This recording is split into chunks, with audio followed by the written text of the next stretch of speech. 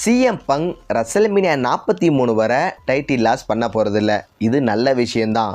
But summer slam பேப்பரிவில் இதுவரையுமே கோடி ரோட்ஸை தொடர்ந்து 3 வருஷமாக WWE ஜெயிக்க தான் வைக்கிறாங்க.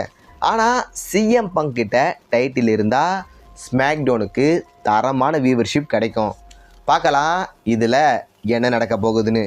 ரோமன் ரெயின்ஸ் வர்சஸ் செத் ரோலின்ஸுக்கு நடக்க போகிற சம்மர் ஸ்லாம் மேட்ச்சில் நம்ம டீன் ஆம்ப்ரோஸ் ரிட்டர்ன் ஆக போகிறாருன்னு பல பேர் சோஷியல் மீடியாவில் சொல்கிறாங்க. எனக்கு தெரிஞ்சு இது நடக்க வாய்ப்பில்லை. ஏன்னா டீன் ஆம்ப்ரோஸோட AEW கான்ட்ராக்ட் முடிய இன்னும் 1 வருஷம் மேலே இருக்குது. ஸோ டீன் ஆம்ப்ரோஸ் இப்போதைக்கு WWEக்கு ரிட்டர்ன் ஆக மாட்டார். இதை பற்றி உங்களோட கருத்தை கமெண்டில் சொல்லுங்கள். சம்மர் ஸ்லாம் பேப்பரிவில் ரோமன் ரெயின்ஸ் செத் ரோலின்ஸை பீட் பண்ணி அவரோட சாம்பியனை ரீடைர் பண்ண போகிறாரு.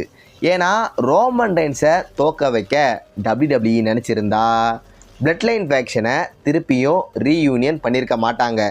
ஸோ இதை வச்சு பார்க்கும்போது ரோமன் ரெயின்ஸுக்கு சம்மர் ஸ்லாம் பேப்பரிவில் ஒரு தரமான வெற்றி கிடைக்க போகுது.